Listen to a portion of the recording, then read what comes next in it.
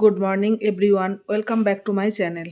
আর এখন 10টা সাড়ে 10টার মতো বাজছে। মা এখানে ঠাকুর ঘরে আছে, স্নান টান হয়ে গেছে, পুজো করছে। কালকে আমাদের আস্তে আস্তে বেজে গেছিলো 3:30 পৌনে 4টের মতো। তিশা, তিনা আর মাইমা তো ওরা এসে ড্রেস চেঞ্জ করে শুয়ে পড়েছিল। দিব্যেন্দুও তাই ড্রেস চেঞ্জ করে হাত পা ধুয়ে নিয়ে শুয়ে গেছে। বাট আমি জানি যে আমার সকালে অনেক কাজ থাকবে, তাই আমি আর সকালে রাতে আর কোনো রিস্ক নিইনি। উঠে তখনই এসে ড্রেস চেঞ্জ করে নিয়ে আমি আমার মেকআপ হেয়ার সব কিছু খুলে তারপরে গিয়ে শুতে গেছিলাম। তো আমার শুতে শুতে 4:10-15 বেজে গেছিলো। তো আজকে উঠেছি 9টা সাড়ে 9টার সময়, উঠে স্নান টান করে নিয়েছি। তিশা, তিনাকেও স্নান করিয়ে দিয়েছি, শ্যাম্পু করিয়ে দিয়েছি, কারণ কালকে তো চুলের ওপর অনেক কিছু অত্যাচার হয়েছে, তার জন্য। এরপর এখন আমি একটু রেডি চুড়িদার পরে রেডি হয়ে আছি, কারণ আমি একটু মামার সাথে বেরোবো। সুপ্রিয়ার জন্য একটা কামার ঘরের নোয়া নিয়ে আসতে হবে, সেটাই নিতে বেরোবো। তো এরপরে আমি শাড়িটারি রেডি করে রেখে যাচ্ছি, যাতে আমি এসেই তাড়াতাড়ি পরে নিতে পারি। তো তিশা, তিনাদের চুলটা যেহেতু ভেজা ছিল, ওদেরকে বললাম ছাদে চলে যা, গিয়ে একটুখানি চুলটা শুকনো করে নিয়ে আয়। তাই বকা দিতে ছাদেই এখন এসেছে।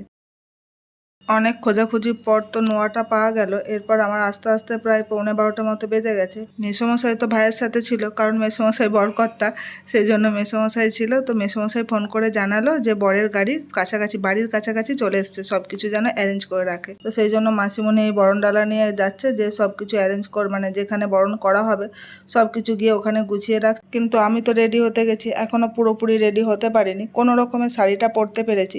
তিশা, তিনা এসে বলে, মা আর তোমাকে রেডি হতে হবে না, মামা চলে এসেছে। তাই সত্যি সত্যি দেখলাম গাড়ি গেটের সামনে এসে দাঁড়িয়ে আছে। গাড়িটা মন্দিরের দিকে যাচ্ছিল, কারণ ওখানে মন্দিরেতে গিয়ে তো বরকনেকে প্রণাম করাতে হবে। তো মেসোমশাই বললো, আমি আর গিয়ে কি করব, তাহলে আমি এখানেই নেমে যাই। সেই কারণে মেসোমশাই ওখানে নেমে যাচ্ছে। আর দিব্যেন্দু তিশা, তিনাকে ইশারা করে বললো, তোমরা যেহেতু ক্যামেরা করছো, তাই তোমরা গাড়িতে উঠে পড়ো, যে ওখানে চলে যাও মামা মাইমার সাথে।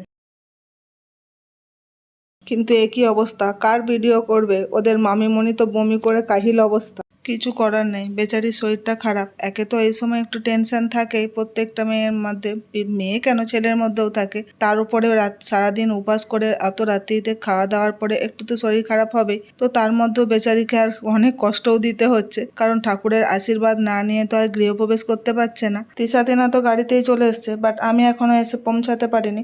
আমি তো হেঁটে হেঁটে আসছি, আর পান আর বাতাসা এইসব যা লাগে প্রণাম করতে গেলে সেগুলো নিয়ে আসছি আমি।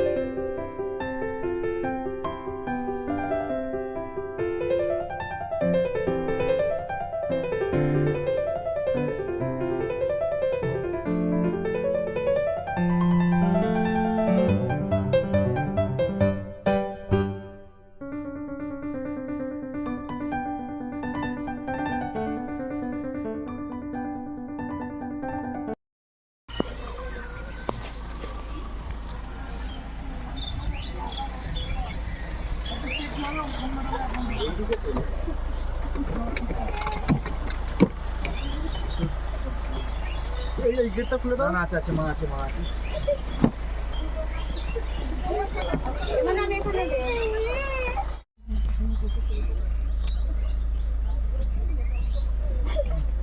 গাড়িতে এসি নেই, এসিটা চালাতে পারতে হবে, তাহলে তো আমার মনে বেটার থাকে। আগে যেখানে গেছিল সেখানটা হলো আমাদের মা ষষ্ঠীর মন্দির। এখন এখানে শিব মন্দিরের কাছে আসলো, শিব মন্দির, কালী মন্দির আছে, এখানে প্রণাম করে তারপরে আমাদের বাড়ির কাছে যে মন্দিরটা আছে সেখানে প্রণাম করবে। দিব্যেন্দু যেহেতু ওদেরকে গাড়িতে তুলে দিচ্ছিল, সেই জন্য আমি বললাম, তুমি তাহলে এখানটা দেখে নাও, আমি মন্দিরের কাছে তাড়াতাড়ি চলে যাই। তাই ওদের গাড়ির আগেই আমি চলে আসলাম।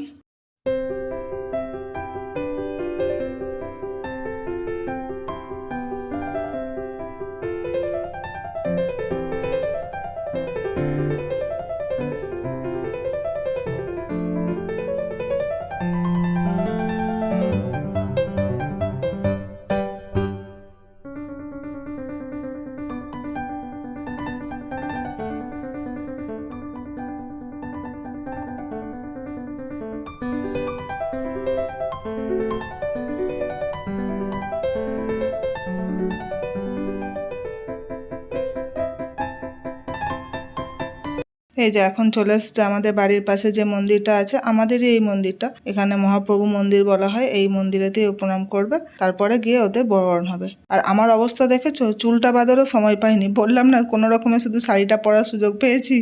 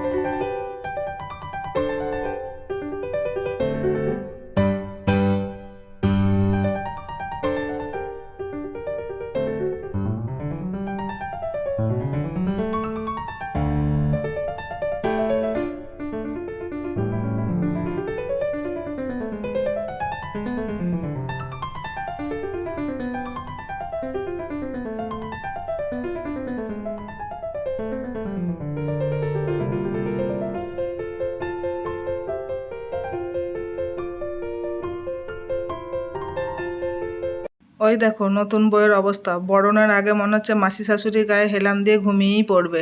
বেচারির এই করুণ অবস্থা দেখে আর সহ্য করতে পারছিলাম না বলে একটা চেয়ার এনে দিলাম, একটু ওখানে বসলো, রেস্ট করলো, হাওয়া খাওয়া করলাম। এমনিতেই মোটা শাড়ি, তার উপরে গলায় দুটো মালা ছিল, একটা মালাকে ওই জন্য সরিয়ে রাখলাম, খুলে দিলাম, ওড়নাটাও খুলে দিলাম, মুখে চোখে একটু জল দিলাম, তারপরে বললো না এখন একটু ঠিক আছে, ঠিক আছে বরণটা তাহলে করে নেও। তাই মা এবার বরণ শুরু করলো।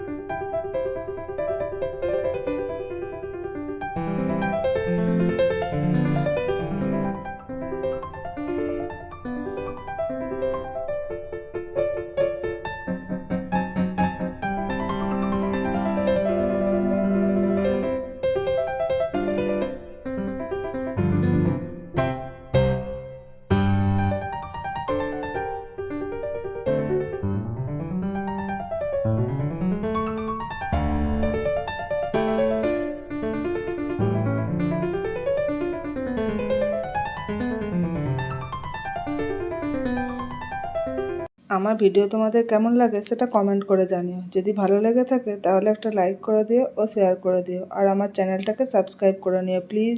বরং তো এরপর শেষের পর্যায়ে এই রিচুয়ালটার নাম আমার ঠিক জানা নেই, তো এটা হয়ে গেলেই তারপরে ওকে ঘরে নিয়ে যাওয়া হবে। এটা বরের ভাইয়েরাই করে।